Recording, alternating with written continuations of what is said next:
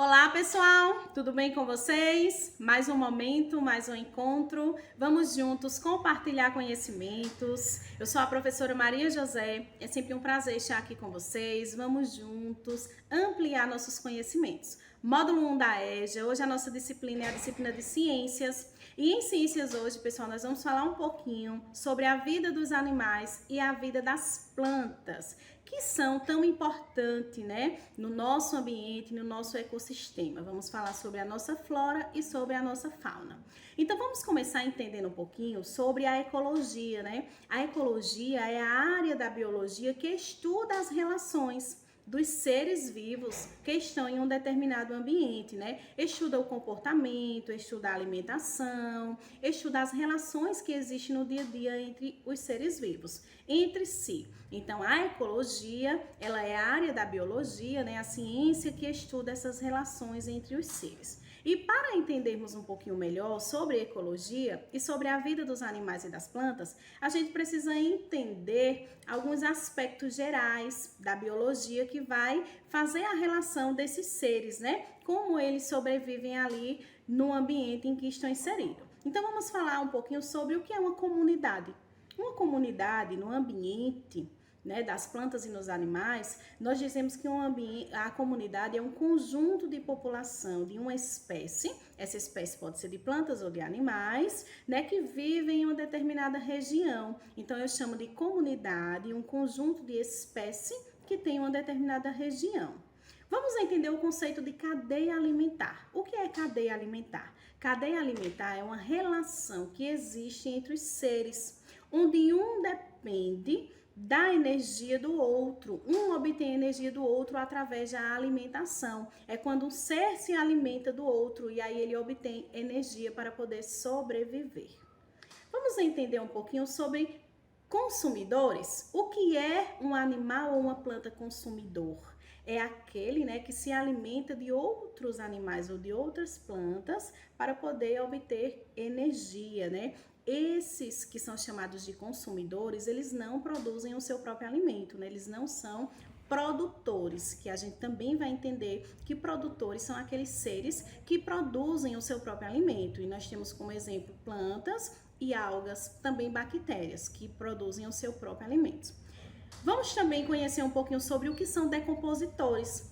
Decompositores, eles são organismos, pessoal, que estão dentro do nosso ambiente e que eles sobrevivem, né, de nutrientes e matéria orgânica mortas. E a partir dessa matéria orgânica morta, esses decompositores, eles vão subtrair esses nutrientes e vão enviar novamente para a natureza, para deixar o solo com força, né, nutritivo. Então, cada ser, ele tem um papel importante dentro do nosso ambiente. E é importante a gente conhecer essas relações que existem sobre eles.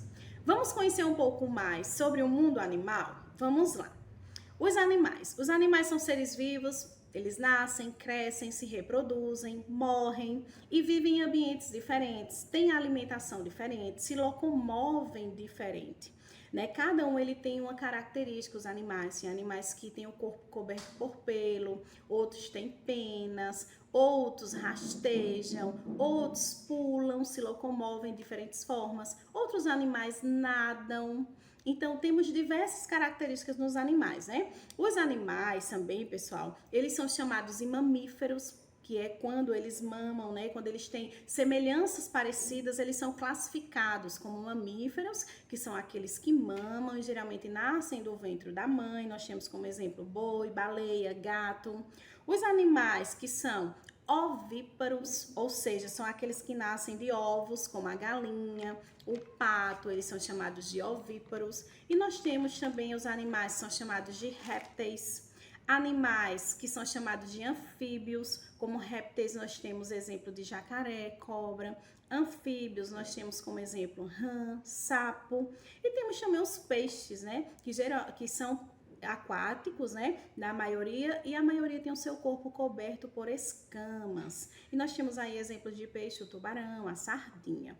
Então, os animais, eles têm essas classificações dependendo das suas características que são semelhantes. Eles ainda podem ser classificados, pessoal, como herbívoros, que é quando eles se alimentam de plantas. Nós temos aí exemplo, né, de animais herbívoros, o coelho. se alimenta de plantas, né? Pode ser também de frutos, de frutas. Nós temos também os animais carnívoros, que são aqueles que se alimentam de carne, que comem carne, como o leão, o lobo. E temos também os animais onívoros, ou seja, são aqueles animais que se alimentam das duas alimentações, as plantas e de carne. E aí nós temos como exemplo urso, porco e assim sucessivamente. Então, sobre os animais, a gente viu um pouquinho que eles têm características diferentes, o seu corpo pode ser diferente, né? As suas características, o modo de se locomover pode ser diferente, a sua alimentação também pode ser diferente. Agora, vamos conhecer um pouquinho sobre o mundo vegetal, ou seja, sobre as plantas.